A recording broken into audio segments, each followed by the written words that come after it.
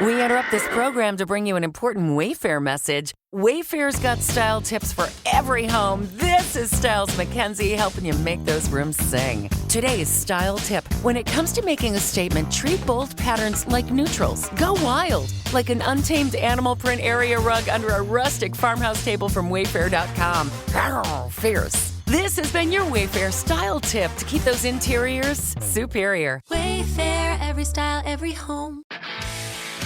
If you're a lineman in charge of keeping the lights on, Grainger understands that you go to great lengths and sometimes heights to ensure the power is always flowing, which is why you can count on Grainger for professional-grade products and next-day delivery, so you have everything you need to get the job done. Call 1-800-GRAINGER, click Grainger.com, or just stop by. Grainger, for the ones who get it done. Joining me now is Mark Shaw. He's an expert on all things RFK, JFK, and the assassinations. And this week, yesterday, Tulsi Gabbard said that they have found many boxes with JFK and apparently RFK files in them that have never been seen by the public. She said she has about 100 people working 24 hours a day to scan them in and release them to the public in the next few days. I don't know. Do you really believe she has people working 100 people working 24 hours a day to do this? I don't know. We'll see. Well, what does Mr. Mark Shaw think about the current dump of JFK files over the last few weeks? And where does he think all of this is going? And a lot of things you probably don't know about the JFK assassination, including Dorothy Killigan. Let's get into her a little bit tonight as well. He joins us now. His website is markshawbooks.com, markshawbooks.com. I have all that right, Mark? You do. Kilgallen, by the way, I mispronounce it at times. It's just Kilgallen. Kilgallen, just like kill and right. a gallon of milk. Kilgallen. All right, Yep, well, let's start with her. Who is she?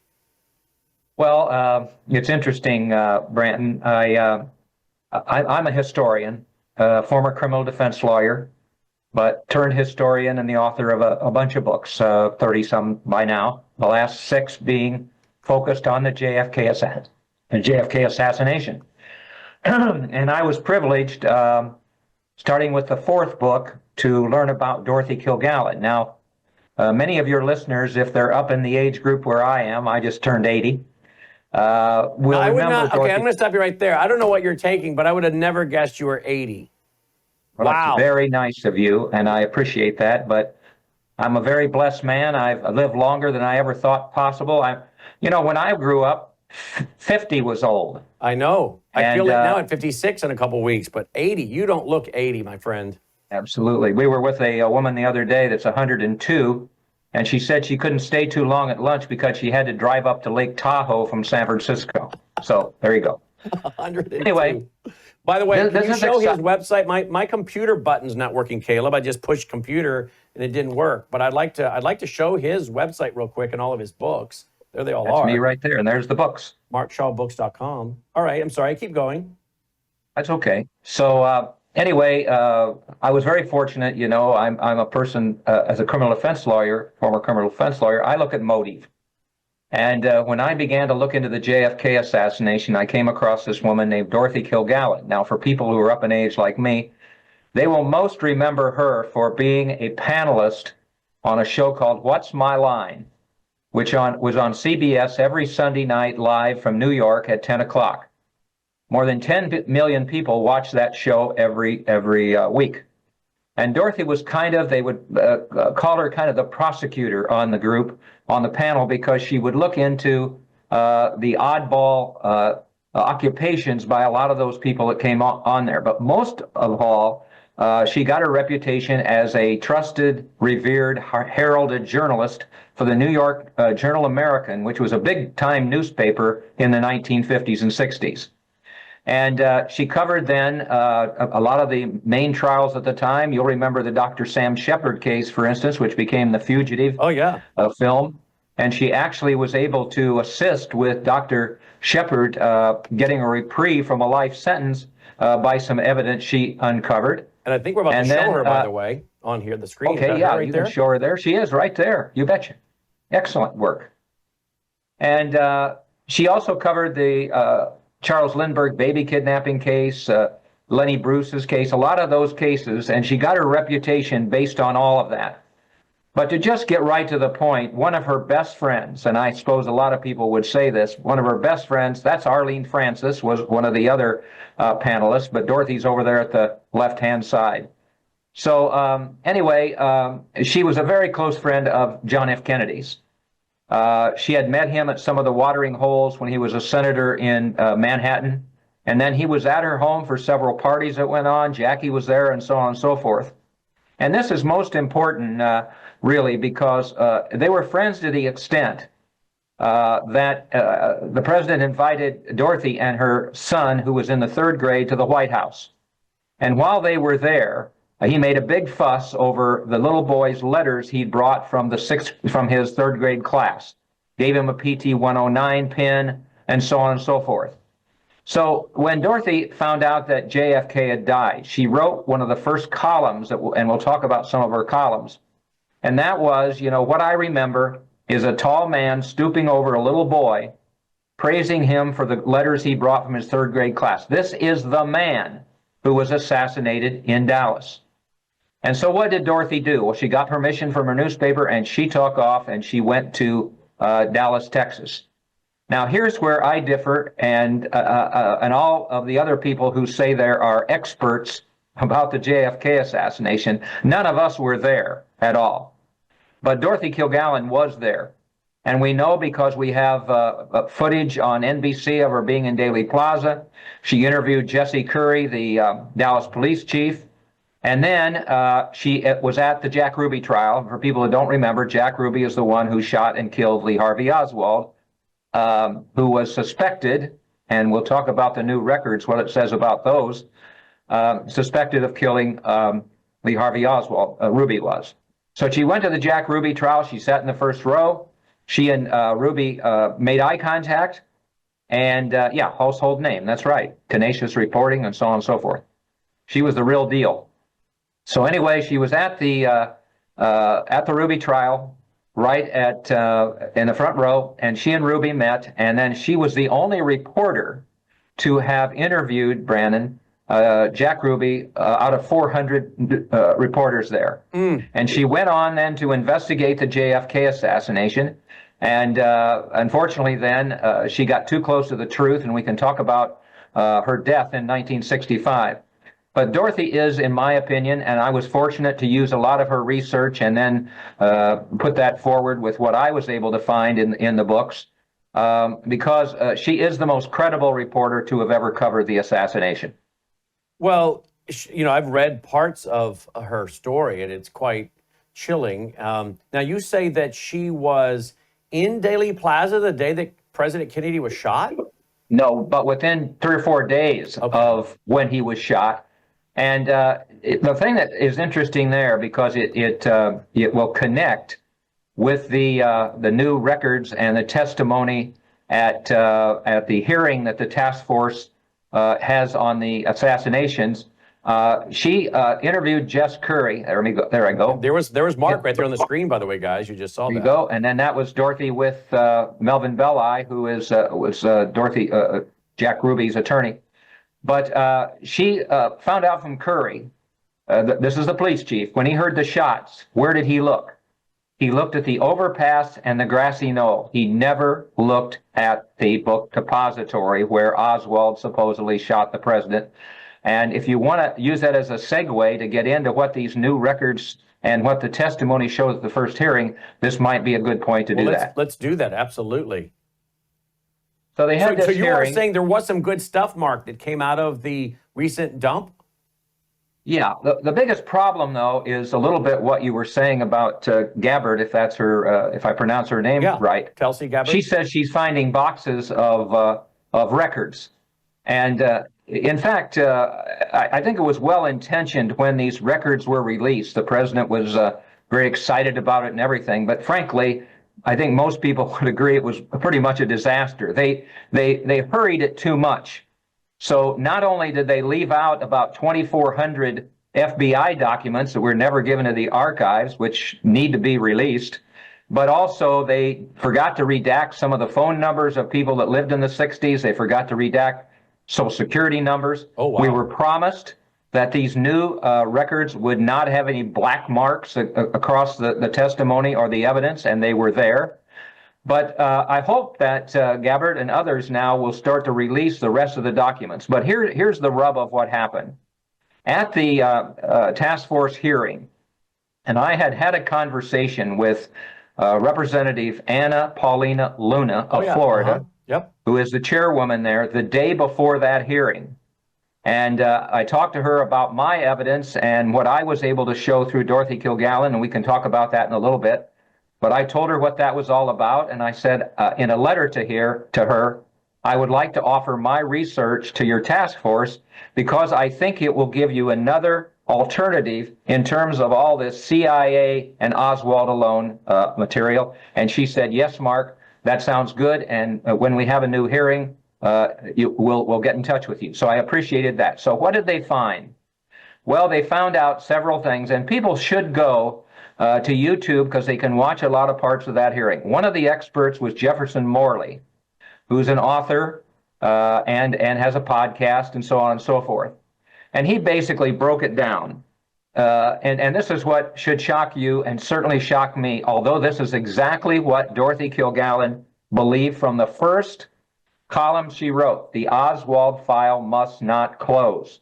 She did not believe Lee Harvey Oswald acted alone, and that's what Morley said that shocked everybody that was listening and watching the hearing. He said that Lee Harvey Oswald did not shoot John F. Kennedy. Then he went ahead and said, all right, now here's some of the things that we know. By the way, there she is. I'm very impressed with her, by the way. She handled that hearing very well, and she was very cordial to me when we were on the telephone. So bless her for doing what she's doing. There's Mr. Morley. So here's what he said. Basically, in long and short, well, based on all the documents, some of which he's holding, Lee Harvey Oswald did not shoot the President of the United States. Then she went on to find out, to release some of the things that Dorothy had worked on when she was in Dallas. One of them, that was Lee Harvey Oswald, was never in the book depository. Now, just think about that a minute. And how they did it is they had the testimonies of witnesses, 3 women, 2 of who I believe were on the 4th floor and 1 was on the 2nd floor. And so when the shots rang out, they decided to go downstairs on the steps and see what was going on. Well, they've always said that Jack Ruby Lee Harvey Oswald escaped from the book depository by going down those stairs. Well, the 3 women say they never saw him. And Morley pointed out that for him to get down there before they would have gotten to the point where they wanted to watch what was going on, he would have had to be a track star. So you see, there's a lot of common sense things here, and I look at that when I look at common sense Moby. What else did they do? They said that, there's no question that there were inconsistencies between the bullets that were supposedly found in Oswald's rifle, and more than that, that the rifle did not match what he was found to have supposedly had in the book depository. That was all more fiction than fact, is what we find out more, which is very disturbing. But the most telling one is that Morley pointed out that there were doctors at Parkland Hospital when JFK's body was brought to the hospital who examined the wounds that he had as they were trying to save his life. Well, what they found was what they call a hole wound, and that wound went in through the front of JFK's mouth, all the way through out the back there somewhere. And that was really important because it showed that if Oswald shot him from the back, that was impossible based on the wounds. So these are things that we learned in there, and I was really excited about them, as I told Congresswoman Luna, because those are exactly the kinds of evidence that Dorothy Kilgallen had discovered through her investigation and confirmed really what she had found out when she was in Dallas. Now, are you saying that one of the shots went into the president's mouth and came out the back? That's what Morley says. People should go look at exactly what his account is. So if I'm JFK in the limousine here, okay, and up there is the overpass and the grassy knolls right over there. If the shots come from the back, they would have come through here, and that whole magic bullet ball was crazy about it going through his body and Connolly and his body and everything. Senator Arlen Specter came up with that, didn't he? Arlen Specter. Yeah, boy. Anyway, we could talk about him for hours. But and these people were well-intentioned, I think. They just didn't do their research. I'll tell you what happened, and then we'll talk about these shots. J. Edgar Hoover, when he first heard of Robert Kennedy's death, and of JFK's death, and he called Robert Kennedy and told him that the president was dead. The first thing Robert Kennedy said, well, it's the guy from New Orleans, which was this mafioso Carlos Marcello that we should talk about, because that is who Dorothy nailed as the one who orchestrated the death. But what did Hoover do? He shouted to the world, Oswald alone, Oswald alone, Oswald alone. Well, why did he do that? He did that because he was protecting his ass, pardon my language, because if it's a lone nut that shoots the President of the United States, the FBI cannot be responsible. But if there's I don't like to use the C word, so I say plot to kill the president, then the FBI could be responsible. What's the second thing he did? He had his agents go to Parkland Hospital and basically steal JFK's body. The autopsy should have been done there and sent to a military base in Washington, D.C., where inexperienced people, forensic people, handle the autopsy. Cyril Weck, who would be a great guest for you if he was still alive, the best forensic scientist we've ever seen in this country, told me in an interview he had conducted 60,000 autopsies, and the worst one he ever saw was the one conducted on JFK, because what did Hoover do? He set it up so it looked like the JFK had been shot from the back. So if those shots came from the grassy knoll or the overpass, then everything changes, as you can imagine. And I just want to mention one other thing that happened here, because we do want to talk in depth about the Warren Commission and how they botched everything and they basically just rubber stamped what Hoover did. But I was able to find out, and I think you'll be interested, the mainstream media, by the way, was at fault for a great deal of this. They just bought Hoover's account, Oswald alone, Oswald alone. They even bought the fact that Oswald shot the policeman Tippit shortly after shooting the president, and Dorothy Kilgallen proved that wasn't true. It didn't make any sense whatsoever. But basically, Hoover had gone ahead and did this all to cover up exactly what happened. And a part of that, of course, is that there had to be, for the Oswald alone theory to work, that there's only one shooter. But I was able to find a witness, and unfortunately the mainstream media missed all this. He worked for a dealership in Dallas, a car dealership, and he went down to watch the motorcade, and he was watching, and then he heard the shots. He says shots, not shot. And he looked down, and a part of the curb in front of him had a hole in it, and the curb part had come off, and the bullet he heard hit the cement there. More than that, he then said he checked his cheek, and he had blood on his finger. So those shots had to have come from the front, couldn't have come from the back where he was standing. So there's another indication. His name is James Tagg. They can read about it in my most recent book, Fighting for Justice, or the new one that will be coming out in the fall called Abuse of Power.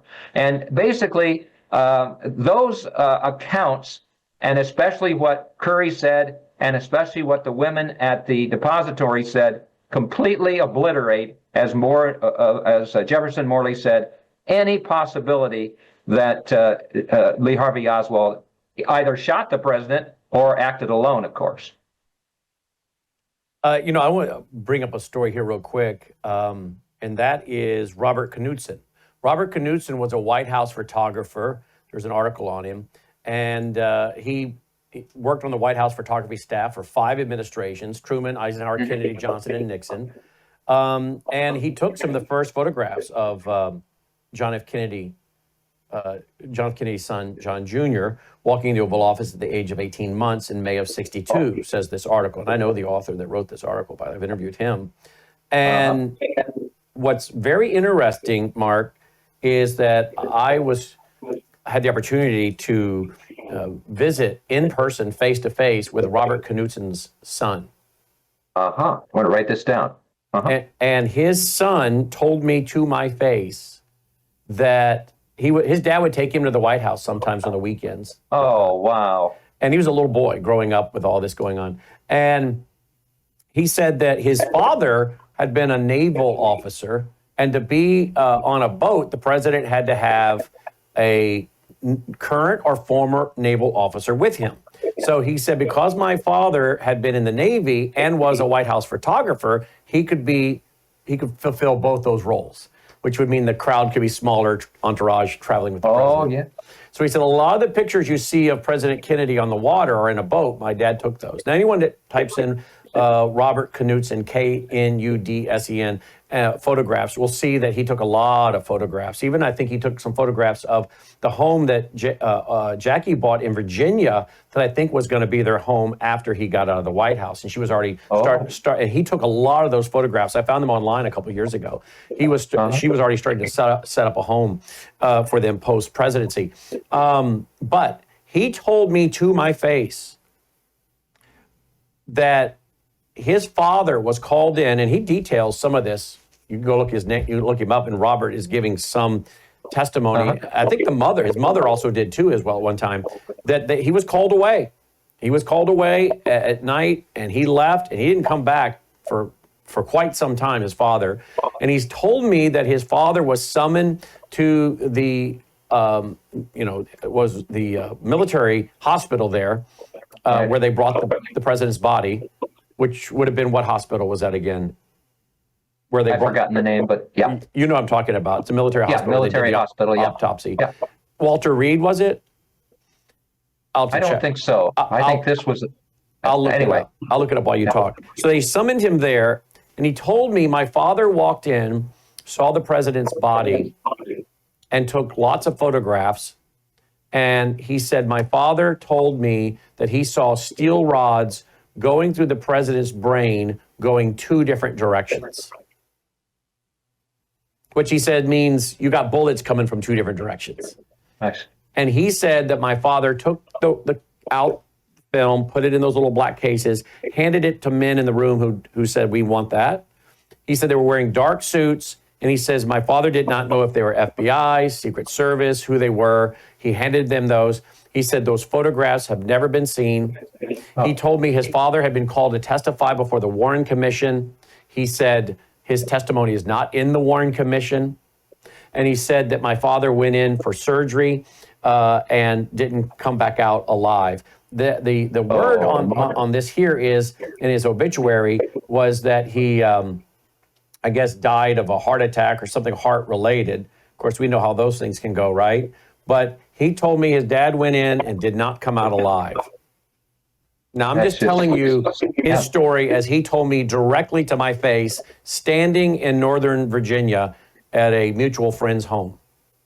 I'll look into that. I had not heard that name before, but I'm not surprised, okay? You have to remember, J. Edgar Hoover, I think, may be one of the worst people who ever lived, but he was very, very smart.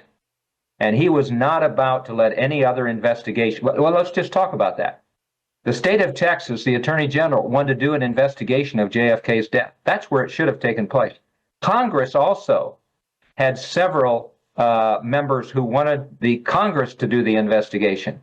And boy, when J. Edgar Hoover and Lyndon Baines Johnson found out about that, and people will be most interested in this, in my latest book, Fighting for Justice, and you can find these on the internet too, are audio tape accounts of LBJ and Hoover talking about they finally want to get the Warren Commission done so all these other investigations won't take place. And then they go through who they want on the commission. And basically they're looking for people who will what? Rubber stamp the Oswald alone theory. And in effect, we know that, who was, for instance, Alan Dulles was on there, who the president had JFK had fired a year or so earlier because of the botching of the Bay of Pigs situation. Jerry Ford, they talk about him being dumb enough because he can't chew gum and think this at the same time. They talk about all that. But what's most interesting in there to me was finding this, and I think this goes along with some of the things as to what happened to Mr. Knudsen. Anybody or anything that conflicted with Oswald alone had to be obliterated. That had to be gone. Had to be gone. And LBJ at one point says, I'm not so sure. I'm not sure I believe that that one bullet was used. This magic bullet happened. And Hoover says, no, I don't either. Well, you realize none of that was ever in the Warren Commission. They just rubber stamped the Oswald alone conclusion. So, and there's other people, just like we're going to talk about with Dorothy Kilgallen here, who got too close to the truth and ended up being poisoned in November of 1965. So, an awful lot of cover-ups going on back then because Hoover had so much to lose. And LBJ too, if they ever looked into some of the things that Hoover had been doing in his life up to that point. Bethesda Naval Hospital, I just looked it up. Yeah, that's it, isn't it? This article written here talks about in 1977, a National Photography magazine, Popular Photography, published an interview with Knudsen in which he stated he had photographed the president's autopsy and that it was, quote, the hardest assignment of my life, end quote. By the way, his family, his wife and son, again, I met the son, talked to him face to face, said that he was gone 3 days. That he had left for 3 days. He'd left and came back. Now, this attorney who investigates some of this stuff thinks that that Mr. Knudsen was telling the truth, and that he did take these pictures, and that he was shown pictures, I guess, during one of the hearings, and he was convinced that that's what he was at. This attorney here thinks that what he was at was a fake autopsy, and that he was led to believe that was the real autopsy. So it's kind of interesting. I don't know what all was going on, but I do know this. Mr. Knudsen's son told me to my face that he believed his father, died under very suspicious circumstances. And a lot of people have under suspicious circumstances. And by the way, he told his family, according to this article, that if this thing blows up, because he said he felt like there's some things going on. That's what the photographer, White House photographer Knudsen reportedly said to his family. And they gave interviews about it, that if this thing turns up to be, something, I want my family to know that I had nothing to do with it. Because he was warning his family that something doesn't seem right. There's shenanigans going on here. And if it turns out that's the case, I want you to know I had nothing to do with it. Well, see, that can kind of turn our attention a little bit to the Warren Commission. I was a young man when JFK died. But like everybody else in the country, at that time, we trusted our officials, our government people. And we trusted J. Edgar Hoover when he said it was Oswald alone. We didn't ask questions. People ask me, why is the JFK assassination relevant today? And I say, because they didn't ask the right questions back then. And whatever your politics are, I don't care. But you need to ask questions of any government officials regarding what they're saying, because if you don't, then it's your own fault. And that's what happened way back then. They never asked the right questions. And the whole situation with the Warren Commission, Dorothy Kilgallen knew about corruption there. I had a witness of mine. You had a little bit ago up there an interview that I did at the Allen Library near Dallas, and I'm flabbergasted to say this to you, but there are now 15 million YouTube views of my presentations and interviews for The Reporter Who Knew Too Much was the bestseller. Denial of Justice, Collateral Damage, Fighting for Justice. Wow. And this guy watched that hearing, this one right here. It has 8 million views. And he called me and he said, I know Dorothy Kilgallen. And I said, you knew her? He said, yes. And he went in to tell me about a lot of things, but he became the legislative assistant to a senator named John Sherman Cooper, I think from Kentucky, who was on the commission. And he went to the hearings with Senator Cooper and found out that very few times were the members there to question the witnesses, including Oswald's wife and so on and so forth. It was just a slipshod, investigation. And also that there was a lot of corruption there. LBJ just wants to get this over with. He doesn't care about the truth.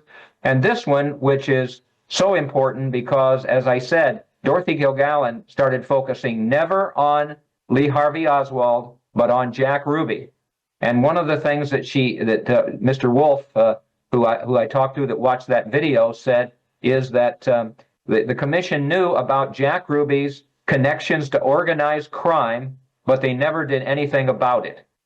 So you see, I'm not surprised with what happened in Mr. Knudsen's situation, but just think about it. If he had been able to go ahead and expose those photographs at the time and so on and so forth, just like so much other information, like Jefferson Morley is telling us at the hearing, things would have changed completely instead of this whole craziness about the Oswald situation. Hell, the 6-4 Museum at Daley Plaza, I tell people, is the biggest scam in American history because it's a shrine to Oswald alone.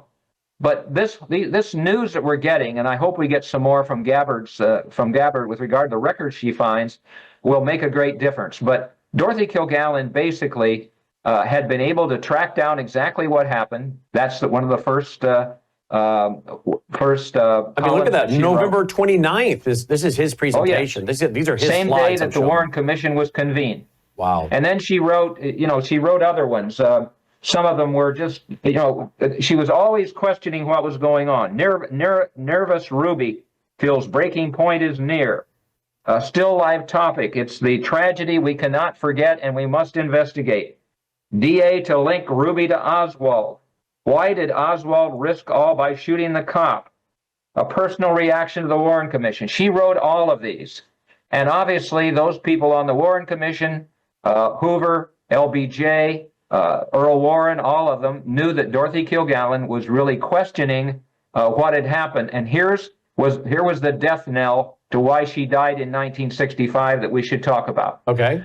It became known that she was going to put all those columns and all of her investigation information into a book she was writing for Random House, a tell-all book she was writing for Random House.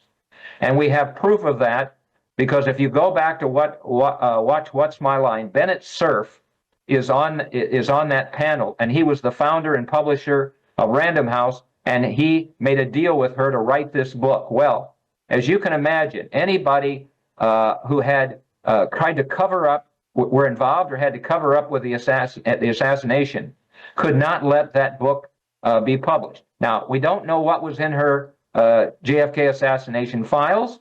We don't know what was in the manuscript because on November 8th, 1965, she was found dead in her townhouse bedroom, in a townhouse bedroom she never slept in, wearing her makeup, eyelash, and hairpiece. There was a book on her lap upside down. She had just returned from New Orleans where she had told friends, if the wrong people knew what I know about the assassination, it would cost me my life. I'm afraid for my life and my family. I bought a gun. Somebody is going to kill me. And she had connected Oswald, Ruby, and Jack, and Ruby and Marcello in New Orleans. And about 2 months later, she was dead. And how did they kill her? How was the suicide staged? Because I'm assuming they said suicide, right? Well, here's what happened, and we have to think about, I'm sure you know who Nick Pileggi is, the acclaimed author who wrote Wise Guy and Casino and all that. Yeah. He once told me that, Mark, the middle name of a Sicilian is revenge. And we know that this whole situation with regard to what happened to JFK began when Joe Kennedy knew they were going to lose the election in 1960 to Richard Nixon. They called in some of the mafia buddies they have. One of them was this Carlos Marcello. Robert Kennedy deported him to Central America, and when Marcello got back, he wanted to kill that SOB, as he said, but he knew if he did, the government would come after him with everything they had. So he orchestrated the death of JFK through his contacts in Dallas, and Dorothy knew all that. And so she had all this information, but we don't know what happened to her because she was found dead. Now, how did they do it? Well, it's interesting because I also talked to Congresswoman Luna about the Robert Kennedy investigation, because I have found new information connecting the Robert Kennedy assassination to Marcello as well, through a fresh witness I found in Southern California at a racetrack who knew Sirhan and saw him with two hoodlums, as he put it, two mafioso, just a day or so before RFK was killed. He was wearing an expensive suit, even though he was unemployed. He had money. And in fact, this all connects, if you recall, with the real puzzle to the Sirhan involvement in the assassination of Robert Kennedy. They found 4 crisp $100 bills in his pocket that didn't make any sense. And certainly it's logical to believe that came from those who set him up, just as Lee Harvey Oswald was set up as a patsy when Robert Kennedy died. So here's what happened. Marcello and J. Edgar Hoover, and they were very good friends. There's no question about that. They were protecting each other in some ways. Was able to compromise a romantic interest that Dorothy Kilgallen had, named Ron Pataki, who was a journalist in the Midwest, and find out what Dorothy Kilgallen had in her book she was going to write for Random House. They compromised him by getting rid of some of Pataki's gambling debts. On the night she died, we have proof that she was at a hotel near where What's My Line was filmed with Pataki. They were arguing. He left with her. And the next thing we know is that they found her the next morning. Now, the autopsy was done at the Manhattan Medical Examiner's Office, which I approved in the new book, Abuse of Power, and there's also some of it in Fighting for Justice, and Collateral Damage too, that it was controlled by the mafia. I've been able to enter 4 or 5 people who work there. Sicilians were on the job. They were compromising the results and so on and so forth. And why that's important is because the investigation, there wasn't one. The verdict by the medical examiner's office was that she overdosed on barbiturates, get this, circumstances undetermined. And that was disseminated to the media. And so Dorothy Kilgallen basically was looked like a druggie of some sort when she had never had any drug problems at all. And then subsequent tests by 2 toxicologists that I interviewed for my books, they did not just find 1 barbiturate in her system, they found 3: seconal, phenobarbital, and Tulinol. And that combination, we believe, Pataki put into her drink, her vodka and tonic drink that night, and that's how she died. Wow. And of course, this is all in your book, right? Well, it's in the 4 books. You have to kind of go through them whatsoever. The first one was A Reporter Who Knew Too Much, who introduces it's the one up, the third from the left there. That's the one that really introduced people to who Dorothy Kilgallen was. Denial of Justice, for the first time, has the transcripts. People would be interested in reading most of them about the Jack Ruby trial, where Dorothy learned that he had said, "I will be there when Lee Harvey Oswald is going to be transferred," was completely against what he said, that he happened to be there. And I believe Ruby was brought in to silence Lee Harvey Oswald. The attorney Melvin Belli, famous attorney in San Francisco, I practiced law with him in the 80s. I believe he was brought in to never let Ruby testify at trial, which is just what happened. Collateral Damage connected for the first time Marilyn Monroe, JFK, and Dorothy's deaths.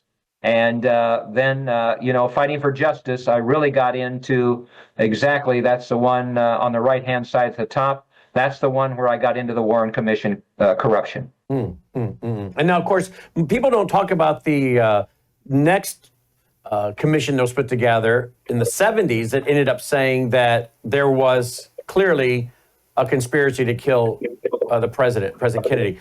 They always quote the Warren Commission. They never bother to quote that one from the 70s, do they? Well, this is where the mainstream media really let us down.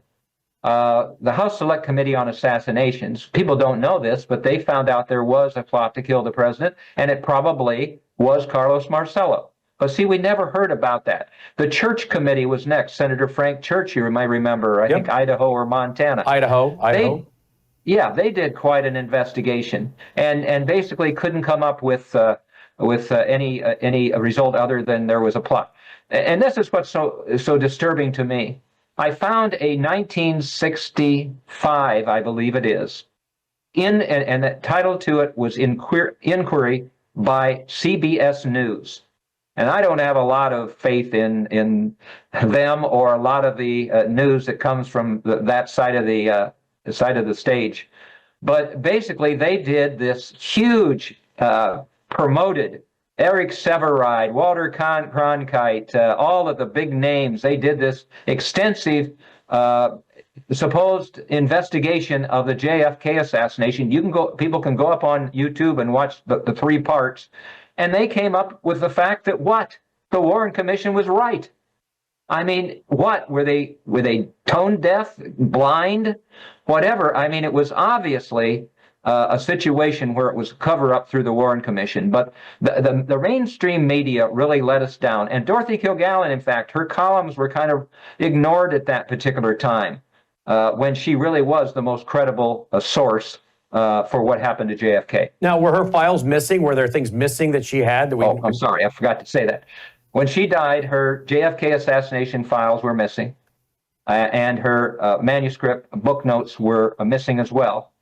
And I was able to go ahead and find out through Dorothy Kilgallen's. I don't like usually to use anything but primary source witnesses from one person to another or to me, but I was able to find out through Dorothy Kilgallen's butler's daughter, when I interviewed her in New York extensively, that her father told her that just within 2 or 3 hours of Dorothy's death, agents or thugs or whatever she called them raced into and raided Kilgallen's apartment or her townhouse and took all of her JFK files and her book manuscript.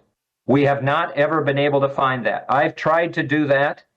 I tried to do it through DA Cyrus Vance in the New York Manhattan's office, tried to do it through the NYPD, and lately I had the worst experiences I could ever have. When I was a criminal defense lawyer, I always got cooperation from DAs, but I tangled up with Alvin Bragg and his office, and I sent them a memo with a letter. I think it was 65 pages long, as to why there needs to be a new investigation of Dorothy Kilgallen's death and so on and so forth that way. In fact, it came about, he accepted it on the same day that, maybe you remember this, but there was a big brouhaha about a new film coming out from, that had Robert De Niro and other people in it in Hollywood, called Assassination. And Barry Levinson was directing it. And we found out that basically these people had stolen my research from my books, including in Fighting for Justice, where I have the only account of Dorothy having a back channel into the Warren Commission. I quickly got some help from colleagues and whatever, and we were able to put a stop to that movie being produced. But Alvin Bragg, they never even gave me the courtesy of getting back to me. Wow. And I really was disappointed with that, but with everything else that I know about that man, I guess I shouldn't be surprised. But I'm not going to give up on this, because I believe, number one, she deserves an investigation, and I told Congresswoman Luna that.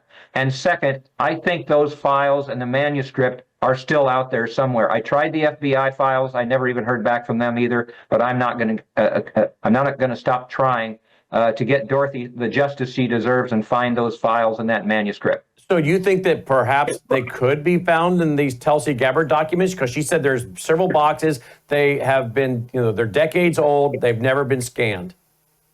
I said a prayer before these new, I suppose maybe we shouldn't do that. Shouldn't ask the good Lord for things like this. But I asked that when these new records came out, hey, maybe they'll be in there. Not one mention of Dorothy Kilgallen. Not one mention of Carlos Marcello. So now that you've told me about Gabbard's search here, I may do another prayer when those come out. But I wouldn't be surprised if they don't, because the government is so good at covering up things. And again, I'm not playing politics with this. You go back in history and you just see that many times we are not told the truth. Now, I commend Congresswoman Luna, because she basically said, we are going to get to the bottom of this. We're going to get to the truth. And I've asked her to be interviewed, testify in the second hearing, and I hope she'll let me do that. Yeah, absolutely. Well, I think I want to play, guys in the control room, I want to play what she said yesterday, if I could find it real quick, in the cabinet, where she said, look, we've got these files. Let me see. I think I just found it here, guys. Because it sounds like you haven't heard this. Is that right, sir? I have not. And isn't it wild that these boxes are, what are they, in somebody's garage or something? I mean, come on. I know. Here we go. Here it is. And lastly, we've been scanning. I've had over 100 people working around the clock to scan the paper around RFK, Senator Robert F. Kennedy's assassination, as well as Martin Luther King Jr.'s assassination.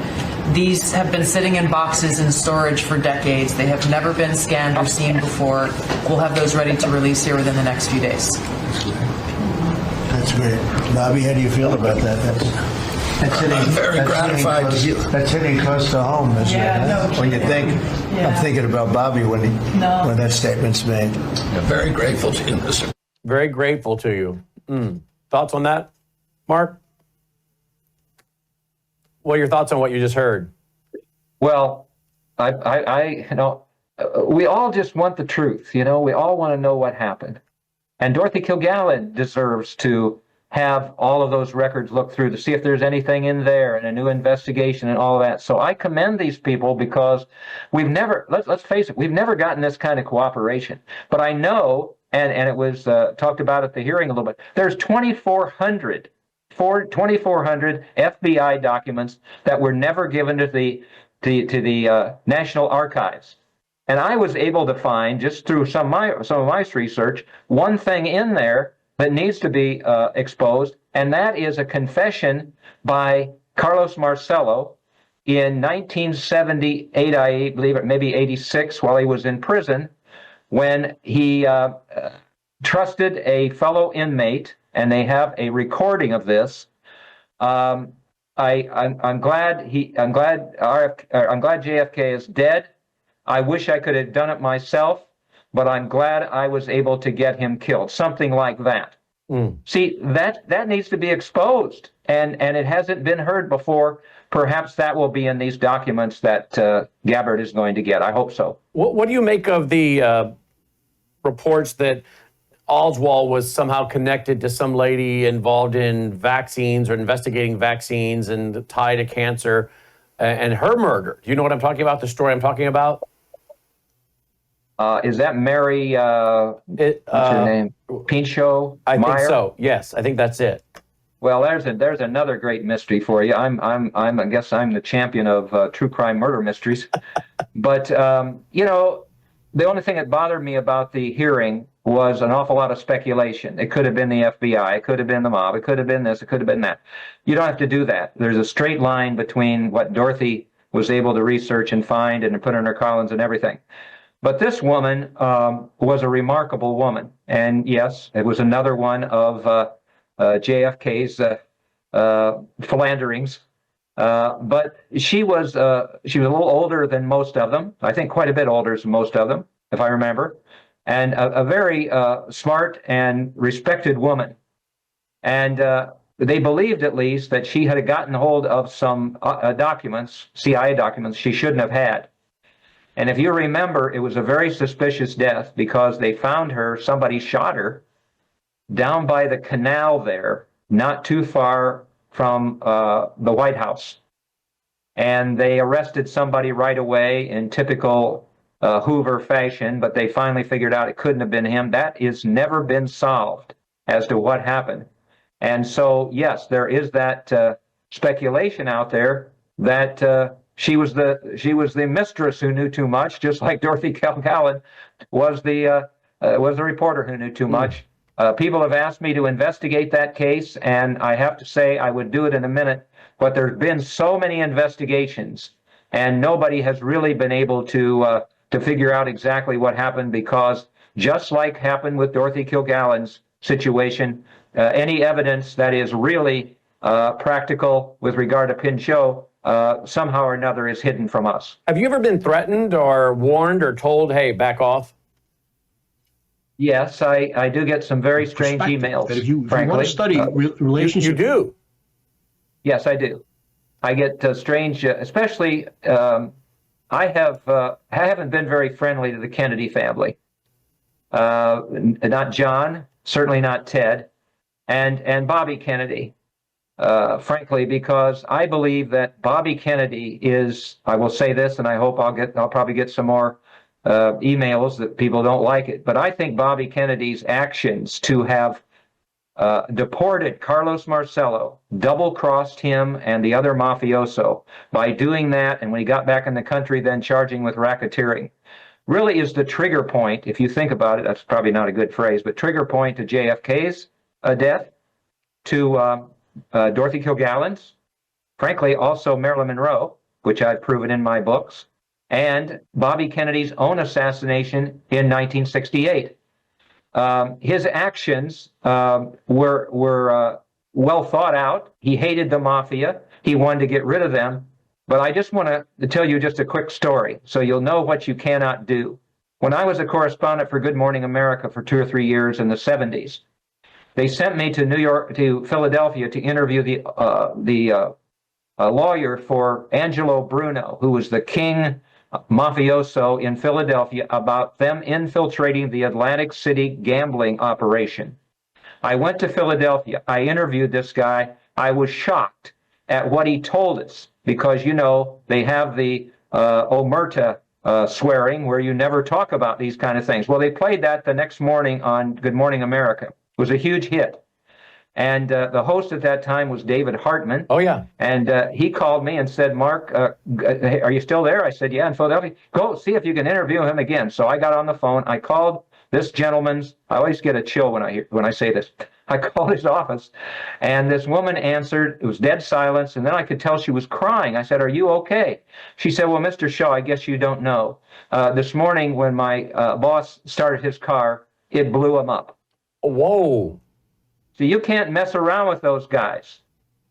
You know, just like Nick Pileggi said, revenge and all of that. So you can't mess around with that. So Bobby Kennedy was playing with dynamite when he deported Carlos Marcello, and Dorothy Kilgallen believed it, and I certainly do, that was the that led to these other deaths that occurred in the subsequent years. You know, we have to try to remember, you've got the death of Marilyn in 62, JFK in 63, Dorothy in 65, and Robert Kennedy in 68, and Martin Luther King's murder is somewhere in there. So this was a tragic time in our country when these icons, we might call them, were all eliminated by murder. And how much of it do you think is not just the mafia, but the CIA and maybe or FBI? Because I've interviewed Judge Joe Brown, who was an attorney here in Shelby County, a judge here in Shelby County that was looking into the files to deal with the retrial, or at least an investigation into trying to clear James Earl Ray, who doesn't seem to be there was any evidence he actually did it. I don't think the King family thought he did it either. And there are, I think, 2 very high, powerful rifles that were owned by the FBI that went missing. And Judge Joe Brown believes those shots came from top of the fire station to Lorraine Hotel that took out Martin Luther King Jr. So how much do you think the FBI, the CIA, and the mob together have been involved in these assassinations? Dorothy believed, as I do, that Marcello was the one who orchestrated JFK's death, and J. Edgar Hoover and the Warren Commission protected that information. As far as that CIA speculation has to be there, because if people learned anything from this hearing, it was that the investigation of John F. Kennedy's death was a wild goose chase. I read a lot of those documents. I didn't read all 80,000, but I had read thousands of them over the years. And if you want to know anything about the investigation, basically you can see that at times they spent, I think, 25 agents to Helsinki, Finland, to find out why Oswald was there, where he stayed, and then how long would have taken him to have driven his rental car to the airport, because that was important with tying in something else. It was a wild goose chase. They had no, and in the hearing, they talk about all the lies that the CIA did, all the dirty tricks and so on. They had no intention of figuring out what happened to JFK. And as far as the FBI, Hoover shut that down right away. The first thing when he did, Oswald alone, steal the body, autopsy, it's Oswald alone, so on and so forth. So, you know, the government had no intention of ever telling us the truth. What role do you think Lyndon Baines Johnson played in the assassination of President Kennedy? Because my friend Roger Stone thinks, you know, he wrote the book, The Man Who Killed Kennedy. He thinks LBJ was heavily involved. Well, I know Roger, and I have some respect for him at times. We disagree at times. If you look at motive, who had the greatest motive to have killed JFK? Well, I believe, and Dorothy Kilgallen believed, and many others do, of course, it's Marcello, because he benefited from the crime. Marcello did. The Justice Department never went after those guys again. Bobby Kennedy was powerless because he resigned as Attorney General. But LBJ obviously had the greatest benefit because he became President of the United States. I'd be interested to know what Roger thinks of this, because I found a KBG account actually believing that it was LBJ who was behind the death of JFK, and I put that in one of my books. I can't remember which one it was. But also, you know, LBJ had kind of a shady past. Oh, yeah.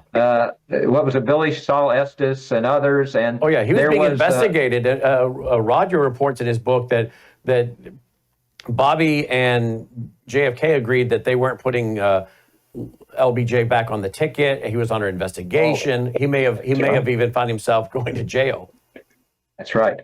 And so he could have done something, but you know, he got out of all of it. If remember, he resigned as president and never had anything to do with any of the investigations or anything else like that. My favorite photograph for people who like that sort of thing is in Fighting for Justice, and it's at the LBJ Ranch. And standing there, I don't know, 6 feet 2 or 3 or whatever he was, is LBJ in his cowboy boots. And next to him, at probably 5'9" at the most, is Allen Dulles. And I was thinking, what in the world were they talking about that day when they were riding horses around LBJ's ranch? Well, isn't that interesting? Because Kennedy had gotten rid of Dulles at the CIA, and then Dulles ends up being plopped onto the Warren Commission, correct? Yeah, figure that out, right? And I think I may have found that photograph. Okay. I don't know if this is the right year or not. Here's one of them that I found, but again, I don't know if that's the correct year. But there's one picture. That's it. I don't think that may be him, but that's not. Anyway, that's not the one that I put in the book. So also, if you can, I think this was interesting. If you got the time, go in there and find the photograph of the Warren Commission members giving the Warren Commission report to LBJ, because I want to point something out to you. It's a confirmation that I almost missed. You know, I hope that people who watch this will get in touch with me, because we have 5,000 emails, and I answer every one of them from all around the world. People give me tips about things, and one of them came from somebody who said, Mark, you've said that there were problems with corruption at the Warren Commission, and they didn't go ahead and put the dissent in that Senator Cooper and Senator Russell wanted. Go look at that photograph if you can, and you'll see what the expression is and what the two senators were doing. There you go. All right. So here is Senator Richard Russell, and he and Cooper, who's over here, were demanding a dissent in the final commission report, that they didn't believe in the single bullet theory and thus in the single shooter theory. That was not in the final report. They will double cross. Look at the expression on Senator Russell's face. Which one is he? Which one is he? He's right next to Earl Warren. There's LBJ, Earl Warren, and then Ford, and then Richard Russell. On the other side is Dulles, Senator John Sherman Cooper, and Representative Hale Boggs. Look how Senator Cooper is almost hiding behind Boggs and has a look on his face at LBJ like he could strangle him. They were so upset with the Warren Commission report that it didn't have that dissent in there. And just think again, what would have been the difference? Oswald alone theory has lasted for 1,000 years now. If those kinds of dissents would have been in that final report, then what? There would have been more investigations, and we would have gotten more. Information about what really happened in Dallas in 1963. So you do agree that there's likely that LBJ was also involved? We were certainly involved in the cover-up. There's no question about that. He and his buddy Hoover. And I get upset sometimes because I talked about Jefferson Morley, for instance, at the hearing. And I had talked to him. He knows all about Dorothy Kilgallen's investigation. And I had insisted to him, if he would, when he was in the hearing, please, she deserves, and the American public deserve, to hear at least a little about her investigation. And when I watched the program, I was disappointed. Maybe there were other reasons for it. But he had a couple opportunities because it came about the CIA and it came about this and that and everything, the Cubans, all of that, where he could have let people know about Dorothy Kilgallen's investigation, and mine for that matter, but he chose not to do so. And it's the same kind of thing. It reminded me of all those people who knew what really happened to JFK in 1963-64, and yet they didn't speak up. That's why I say again, anybody listening to this, go ahead and speak up. Vote, speak up, and ask questions with regard to anybody from the government or anybody else, your boss or anybody else, because if you don't, it's your own fault. What a fascinating interview. I need to get you back, but I want to show his books one more time. Here they are right here. And the website is markshawbooks.com. Shawbooks.com, excuse me. markshawbooks.com. What a fascinating interview. Thank you so much for making time for us this evening. And I hope you'll come back, because I think we're just scratching the surface, and we can also talk about several other books as well that you've written. Well, I want to do that, but I want to commend you, because I do a lot of these interviews, and you're very well prepared. You're very knowledgeable. You did your homework and all of that. And that really makes it possible for me to talk about those things. So I'm happy to be here, but I really am appreciative of how you handled the interview. Thank you so much. Thank you, Mark. And I'm just seeing right here, you got another book that I really definitely want to talk to you about, and that is Miscarriage of Justice. Because, I don't know if you know this, I have a full-time reporter on the ground in Israel. And my reporter just saw him recently there in Israel, walked up and thanked him. Is that right? Mm-hmm. Well, if you don't mind, a quick connection with the records that came out and Jonathan Pollard. Yeah. All right. So they left some of the phone numbers and Social Security numbers in the records, right? Right. One of them was that of Joseph de Geneva. Oh, yeah. Who was the Attorney General, was he, of state of New York at the time, or a big shot? And he was a special prosecutor for the DOJ at one time. And he was a special prosecutor on Jonathan Pollard's spy case, as I put in that Miscarriage of Justice book. Whoa. And there was a deal for Jonathan Pollard to get not a long sentence, not a short sentence, but something in between. And at the hearing for the final sentencing, de Geneva double-crossed Pollard and his lawyers, and Jonathan Pollard ended up with life in prison. Now, I've never tried to judge what he did in terms of spying for Israel or whatever. People think it was awful, terrible. I got a lot of very pointed, let's say, emails and a couple phone calls where people believed I should never have even looked into that case.